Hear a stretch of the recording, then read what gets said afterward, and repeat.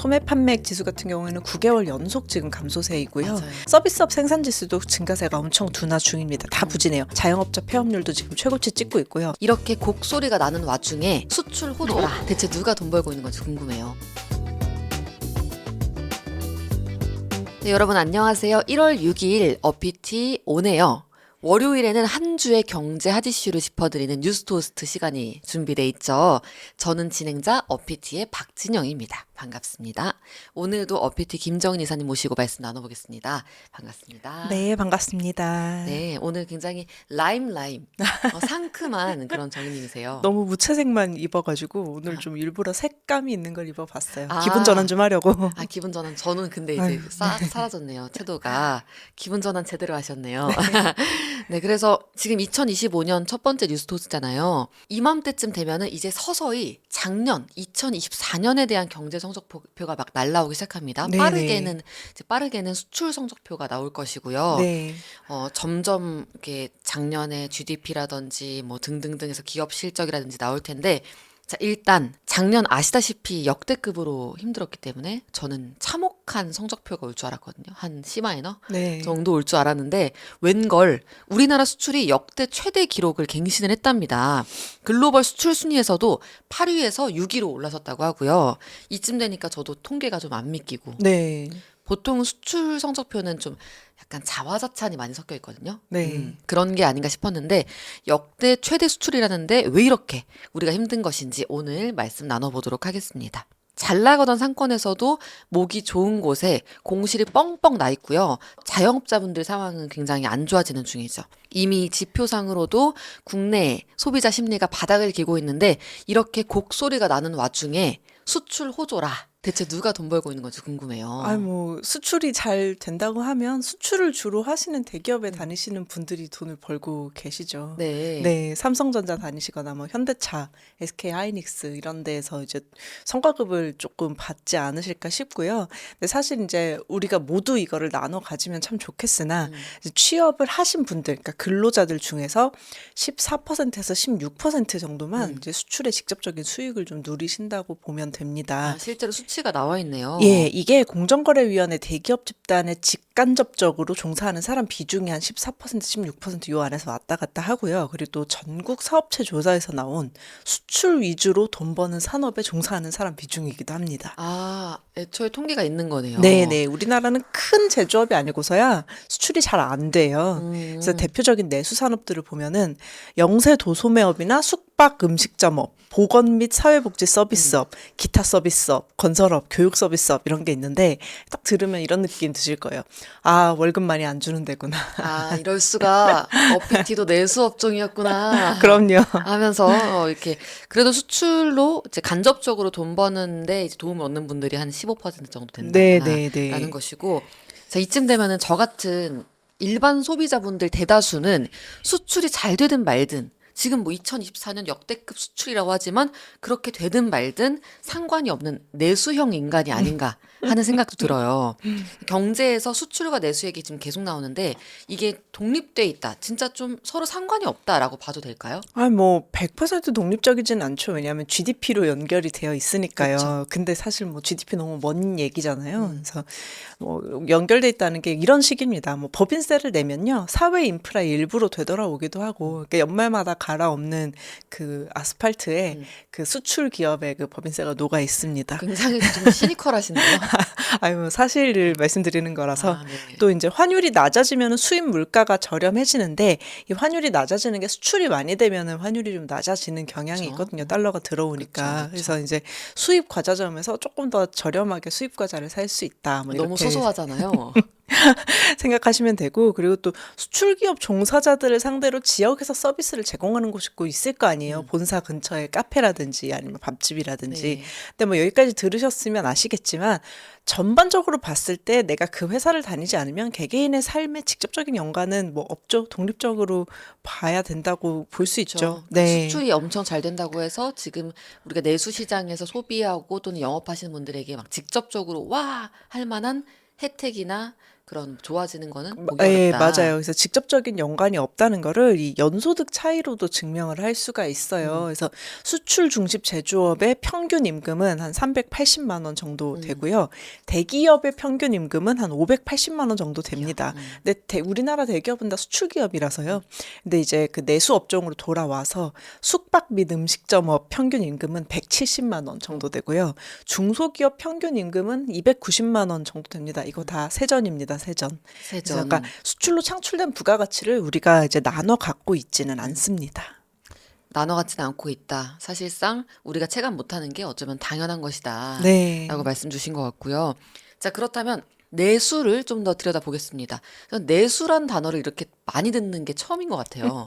항상 수출이 좀 주인공이었는데 네. 지금 서브캐가 메인으로 빌런으로 올라왔어요. 아, 뭐 액수로 따지면 수출이 메인인데 그 우리 삶이 직접적으로 관련이 있는 걸 따지면 사실 내수가 메인이 돼야 되는 게 맞죠. 사실 네. 맞죠. 그래서 주요 소비 지표로 보는 한국 내수 경제 현황 요즘은 어떤지 말씀 주신다면요. 내수는 계속 안 좋아지고 있습니다. 네. 그 외환위기 때부터 계속 안 좋아지고 있는 것 같아요. 그래서 이제 그 내수의 정의를 매번 말씀드리는데 최종 소비가 국내에서 끝나는 것이 내수입니다. 그래서 이제 그 대표적인 지표들이 소매 판매액 지수나 신용카드 소비액, 네. 건설 투자 지수, 건설이 또 내수 업종입니다. 어. 그리고 서비스업 생산 지수 이런 게 있는데 이제 다 부진해요. 소매 판매액 지수 같은 경우에는 9개월 연속 지금 감소세이고요. 맞아요. 신용카드 소비액은 연말에는 보통 늘어나거든요. 이렇게 기분이 담아서 긁잖아요. 근데 연말인데도 좀 감소를 했고요. 건설업은 계속해서 이제 침체되어 있다는 얘기 많이 나오죠. 7개월 연속 감소되어 있고 서비스업 생산 지수도 증가세가 엄청 둔화 중입니다. 다 부진해요. 자영업자 폐업률도 지금 최고치 찍고 있고요. 맞아요. 소비자 심리 지수를 보면 앞으로도 나아지기가 조금 힘들 것 같습니다. 그렇죠. 소비자 심리 지수도 매달 발표가 되는데 이게 이제 100을 기준으로 전보다 좀 더 나아질 것 같으면 아마 100보다 위일 것이고 네네. 전보다 나빠질 것 같다고 하면 100보다 밑인데 요게 네. 지금 계속 100 밑을 파고 있어요. 맞아요. 계속 파서 들어가고 있고 그리고 정희님 말씀 주신 것 중에 굉장히 좀 중요한 게 소매 판매액 지수. 우리 지난번 현성님과의 네네. 신년 신년 특집에서도 특집에서도. 나왔었죠. 네. 그렇죠. 굉장히 중요한 소비시장 지표고 내수시장 지표고 요게 이전에 있었던 금융 위기라든지 뭐 아니면 언제였죠? 신용카드 대란 때라든지 이때보다 더 연속으로 이렇게 9개월 연속 감소인 거는 처음이다. 네. 라고 말씀을 드렸었고 정희님이 또 제가 이제 같이 일하다가 얘기를 들어보면은 신용카드 소비액 이 지표를 좀 좋아하세요. 아, 이거 너무 직접적인 지표라 가지고. 어. 이게 연말 예. 맞아서 사실 늘어날 만도 원래는 특수예요. 연말 맞이 유통업계 특수인데 근데 지금은 그 특수도 누리지 못하고 있다. 맞아요. 근데 사실 신용카드 이 지표는 뭐 다른 지표들처럼 막 구체적으로 나오는 거는 아니고 기업들이 사실 조금 더 이제 그 유통계에서 좀 얘기를 해줘야 되는 지표인데 제가 왜 좋아하냐면 보통 이게 나오면 이제 그 업종들이 나오거든요. 그러면 이제 아 주가 올해 어떤 주식이 잘 나갈까 요거를 판단하기가 조금 쉽죠. 그래서 신용카드 소비액을 포함해서 여러 가지 내수시장 지표가 지금 안 좋다라는 말씀을 해줬고요. 자, 수출과 내수. 여기서 수출은 저는 이제 어떻게 살려야 되는지 좀 말을 얹어볼 수 있을 것 같아요. 뭐 예를 들면 이런 거잖아요. 자, 우리나라 이제 미래 먹거리 산업에 투자해야지 오징어 게임 같은 것도 나와야 되는 거 아니야? 하면서 우리나라 반도체 산업도 HBM 뭐해? 지금 AI 붐에 올라타야지 하면서 훈수를 둘 수 있을 것 같은데 내수는 어떻게 막 살려야 되는지 약간 시크릿처럼 빌어야 되는 건지 감이 안 와요. 네. 어떻게 내수를 키울 수 있나요? 이거야말로 이제 교과서적인 답밖에는 없는데요. 그래서 소비가 늘어나야 합니다. 저희 항상 뭐 돈을 아껴가지고 종잣돈을 모으라고 말씀을 드리지만 이제 사회 초년생 때 그러는 게 굉장히 도움이 되고 국가적인 입장에서 봤을 때는 어쨌든 돈을 많이 써야 도움이 되는 거거든요. 근데 이제 전제는 있죠. 돈을 많이 벌어서 많이 쓰시라. 그러니까 근데 전제가 많이- 지금 안 예, 되잖아요. 많이 버는 게 너무 힘들죠. 이걸 이제 전문 용어로 좀 얘기를 해보자면 중산층을 포함해서 중산층 이하의 가처분 소득을 늘리면 된다고 얘기를 합니다. 저희 신년 특집에서도 이야기를 했었는데 우리나라 소비 성향이 국제 평균적보다 낮아요. 그리고 계속 낮아지는 추세예요. 근데 소비 성향이 낮다는 거는 결국에는 이제 가처분 소득을 소비에 쓰는 그 비율이 되게 낮다는 뜻이거든요. 근데 왜 그렇게 낮냐? 사람들이 이제 근검 절약을 좋아하고 막 이렇게 막 돈을 안 쓰고 아껴가지고 저축해야지 이거를 좋아하냐? 아니거든요. 그냥 가계부채 탓이 커요. 빚 갚느라고 쓸 돈이 없는 거예요. 아. 돈 생기면 빚 내서 집을 삽니다. 우리나라 사람들은. 맞아. 저는 예전에 네. 소비 성향이란 단어를 처음 들었을 때 막 이런 건 줄 알았어요. 아, 난 소비할 때 좀 긁는 걸 좋아하는 편이야.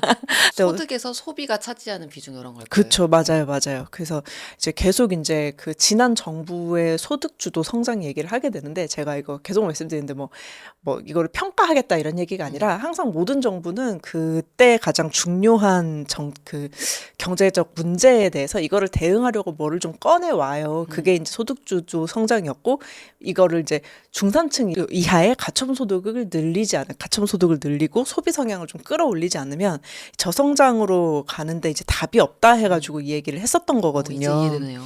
네. 그래서 근데 이걸 보면은 굉장히 정말 클래식한 경제학적인 어떤 정책들이었어요. 왜냐하면 코로나19 그 팬데믹 전에는 최저임금 올리자고 했었고 근로장려 세제를 활성화를 하려고 했었습니다. 이렇게 해가지고 소득이 늘긴 늘었거든요. 지표상. 근데 이제 이거 다 집을 산 거죠. 아. 네. 그래서 직접적으로 가처분 소득 늘리는 게 이렇게 어렵습니다. 정말 어려워요. 소득을 늘리려고 이제 좀 지원금을 푼다거나 금리를 낮추거나 뭐 물론 그때 이제 네. 이것 때문만에 낮춘 건 아니지만 그쵸, 저도 그쵸. 그 돈이 맞아요. 막 다 자산 시장으로 가고 네, 부동산이나 네. 주식으로 가고 특히 부동산은 부가가치를 그러니까 일반적으로 우리가 생각하는 그 아파트 몇 채 사가지고 임대 줘야지 이거는 사실 부가가치를 늘리는 방향의, 그러니까 경제 성장에 도움이 되는 방향의 그 경제 활동은 아니에요. 그게 조금 힘든데 또 이거를 해결하려고 보면은 뭐 거의 뭐 지역 균형 발전까지 가야 되잖아요. 그쵸. 너무 먼 얘기예요. 그쵸. 진짜 어렵습니다. 그래서 그 다음에는 우리 내수 산업을 고부가가치로 키워가지고 임금을 많이 주게 만들자 뭐 이런 이야기를 좀 해야 되는데 이것도 이제 해야지 한다고 되는 거면은 이제 그쵸. 온 세상이 이제 미국이겠죠. 그쵸. 네. 온 세상의 천국이 아니라 미국이네요. 네, 그래서 지금 성장을 하면서 뭔가 이제 부가가치가 있는, 그러니까 혁신 기업이 태어나고 있는 데가 보면 다 미국이에요. 다른 나라 기업 잘 못 들어보셨죠? 네. 노보노디스크 정도 잘 알죠. 제외하고. 네. 네, 이제 제외하고 그래서 이게 해야지 한다고 되면 온 세상이 미국이다. 너무 좋겠죠. 그쵸. 근데 이제 그 해결까지는 아니더라도 완화를 할 수 있는 부분은 있어요. 우리나라 내수 산업은 평균보다 생산성이 낮아요. 낮아요. 네, 특히 디지털 전환이 하나도 안 돼 있습니다. 그래서 디지털 전환이 하나도 안 돼 있다는 게 무슨 뜻이냐면은 뭐를 상상하시면 좀 쉽냐면은 일본 생각하시면 쉬워요. 아직 팩스 보내잖아요. 팩스로 소통하고 전자결제 안 되고 도장 찍고 도장 이렇게 기울여서 예. 찍고. 그런 거 생각하시면 됩니다. 이런 게 디지털 전환이 안 돼 있다는 건데 우리나라도 그렇다고라고 얘기를 하면 일본은 대기업도 이래서 문제지만 우리나라는 중소기업이 다 그래요. 그래서 우리나라 중소기업 디지털 성숙도가요. 100점 만점에 한 40점 정도 됩니다. 네. 이런 게 왜 그러냐? 자동화가 하나도 안 돼 있다. 장기적으로 경영 로드맵이 없다. 직원의 디지털 친화 교육이 안 돼 있다. 그리고 본인들이 하는 일에 대한 데이터 수집이나 분석이 전혀 안 되고 이게 그러니까 내가 뭘 해서 이 정도 지표가 나와서 증가세가 이렇고 감소세가 이렇고 그러니까 이제 전략적으로 경영 전략을 이렇게 짜보자. 이게 하나도 아니고 그냥 오늘 일을 다 쳐낸 다음에 발등에 떨어진 거 하면 3년이 지나 있네, 5년이 지나 있네, 뭐가 문제지? 왜 매출이 안 늘지? 모르겠고 오늘 바쁘다. 이렇게 되는 거예요. 그쵸. 그래서 고객도 그러니까 중소기업 같은 경우에는 고객도 디지털을 통해서 뭘 사가지를 못한다고 합니다. 공급망 관리도 아직도 수기하고 전화로 하고요. 엑셀 대신 계산기 두들긴다고 보시면 돼요. 그래서 여기에 투자를 하면 중소기업 생산성은 꽤 쉽게 올릴 수 있습니다. 그래서 저는 궁금한 게 중소기업 생산성을 디지털화를 통해서 이제 높이면 네. 내수 시장에 도움이 되나요? 그렇죠. 어쨌든 생산성이, 이거 좀 이론적인 얘기긴 한데요. 네. 이 생산성이 올라가는 만큼 이제 뭐라 그래야 되나, 매출? 그러니까 부가가치 생산이 올라간다고 하거든요. 그래서 이 안에서 임금을 준다고 하기 때문에, 이 안에서 임금이 나온다고 보기 때문에 중소기업 생산성이 올라가면 뭐 이론상 경쟁력이 올라가고, 그럼 매출이 올라가고, 그럼 임금을 더 나눠줄 여력이 있겠다. 뭐 이렇게 되는 거죠. 강매실님도 전혀 상상도 못한 그 접근법이라고 말씀해 주신 것 같고요. 마이 페이버릿템님도 와 오늘 발등에 떨어진 일 하면 1년 간다는 거 진짜 공감합니다. 매뉴얼 만들 여유도 없어요. 그쵸? 진짜 완전 공감하시는 분들도 네, 많았어요. 네.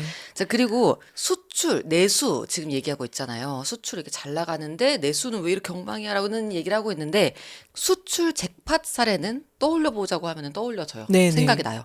뭐 덴마크 먹여 살리는 앞서 말씀하셨던 네. 노보노디스크라든지. 자, 근데 내수 잭팟 사례라는 게 과연 있을지. 뭐 넘치는 내수로 나라 경제가 탄탄하게 와 내수 대박이다 할 수 있는 그런 게 가능한 건지 궁금해요. 이제 내수 잭팟이 터지려면 이제 내수가 유지가 되어야 되잖아요. 네. 근데 내수만으로 시장을 유지를 하려면 인구가 적어도 1억 명은 되어야 합니다. 그래서 일본이 이제 뭐 저출산 고령화 들어가면서 되게 발등에 불이 떨어졌던 게 일본은 내수로 어쨌든 먹고 사는 부분이 있거든요.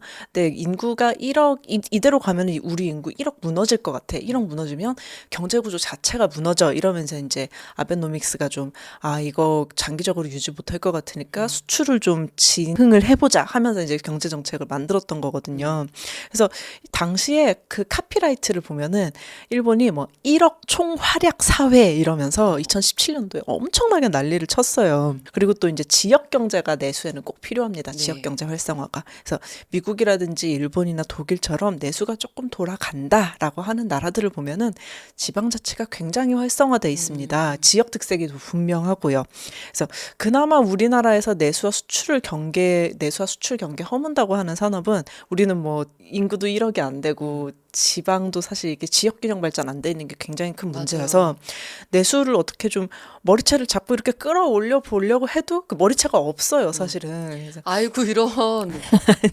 그래서 그나마 이제 내수가 좀 돌아간다, 뭐 내수를 좀 어떻게 만들어 보자라고 하는 것 중에 잘 되는 게 의외로 콘텐츠 산업입니다. GDP 차지하는 비중이 한 2.5% 되거든요. 근데 콘텐츠 산업은 이게 내수라고 해야 될지 수출이라고 해야 될지 되게 애매해요. 네. 그래서 이게 반도체가 우리나라 또 경제를 좀 이끌고 가는 단일 품목이잖아요. 근데 이제 반도체가 GDP에서 차지하는 비중이 6%에서 7% 정도 되고 콘텐츠가 2.5% 되는데 3배만 더 키우자 이런 얘기도 나오고 있어요. 근데 여기서 이제 3배가 더 크면요. 그러니까 그 말이 3배지 그냥 격이 달라져요. 그냥 이제 그 체감하는 그 3배가 아니에요. 이렇게 5%를 넘어가는 순간.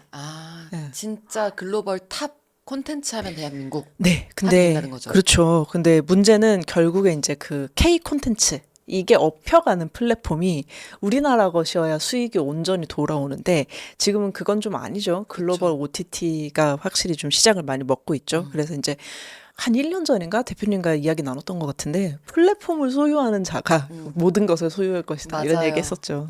자, 그래서 마지막으로 이제 고용시장, 지금 내수도 움츠러들고 수출에도 여러 가지 악재가 껴있는 상황이다 보니까 기업들이 채용문을 안 그래도 닫는 중이었는데 네. 더 빠르게 좁히고 있는 것 같아요.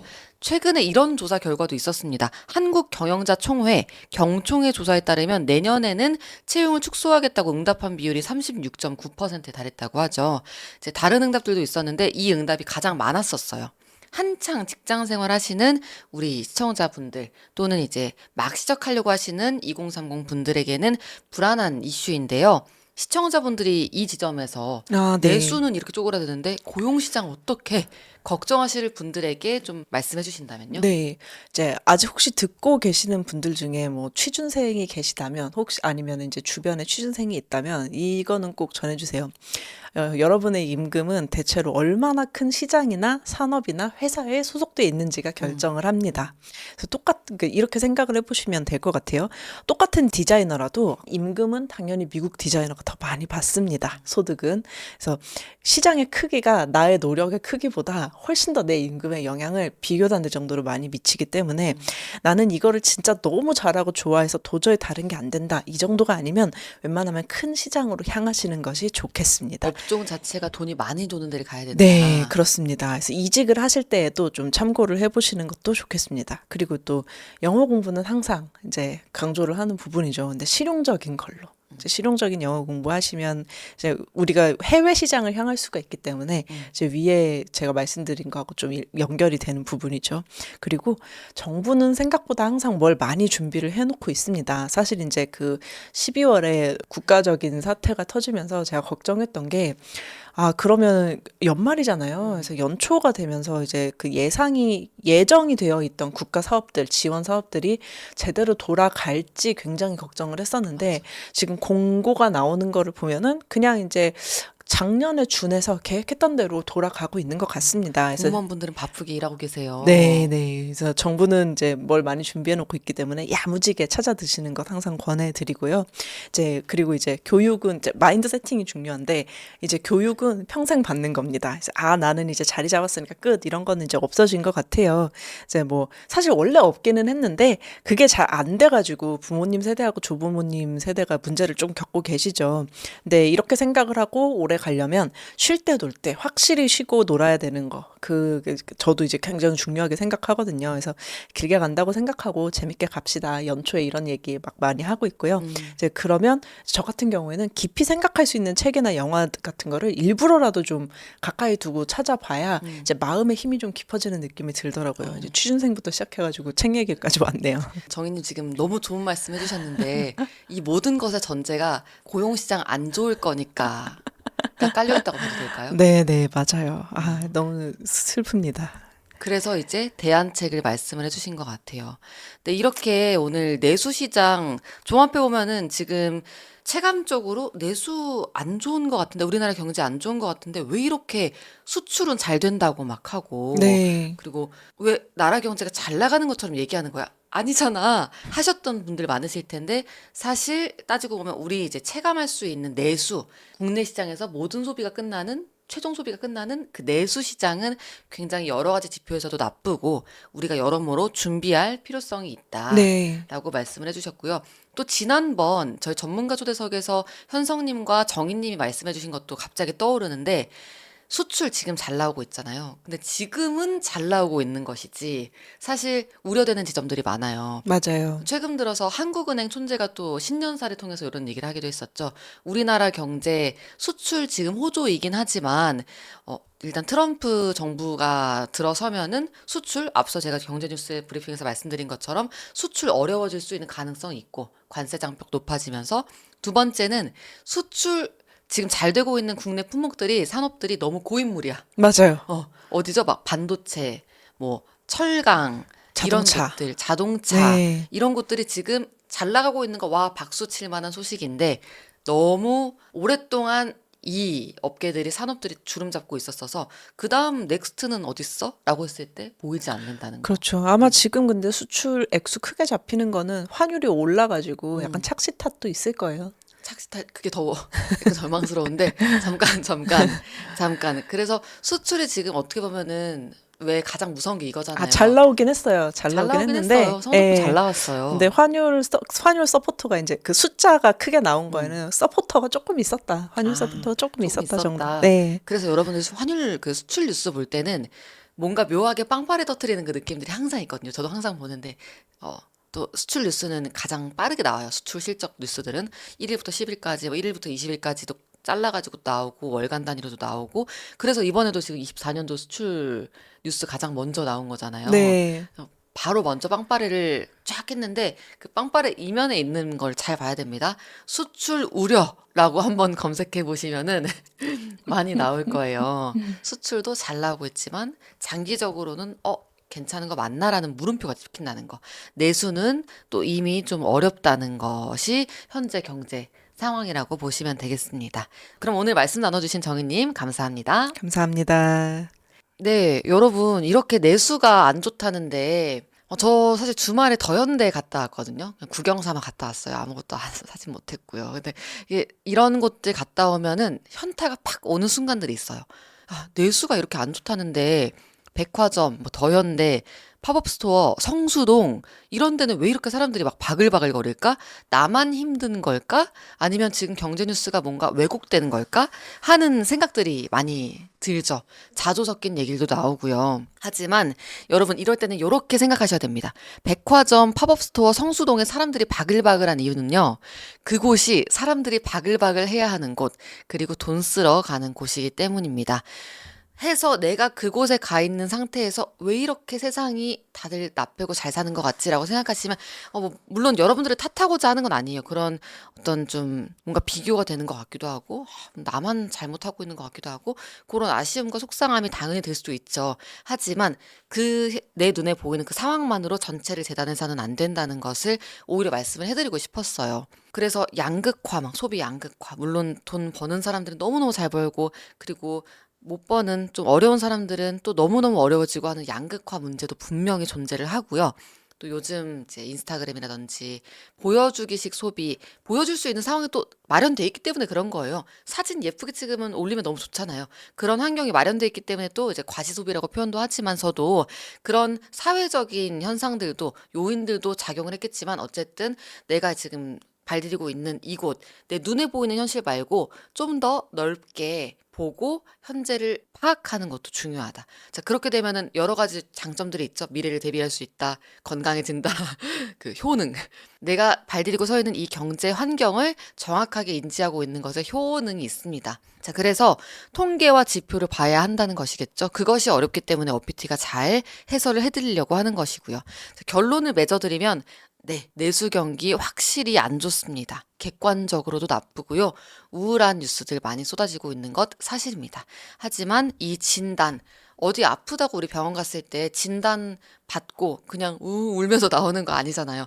요즘 또 독감이 유행이라면서요. 독감 걸렸다는 거 물론 너무 아프지만 가서 또 수액 맞아야 되는 거 아니겠습니까? 그런 것처럼 이 진단을 기준으로 대비해야 되는 게 현재 상황이고요.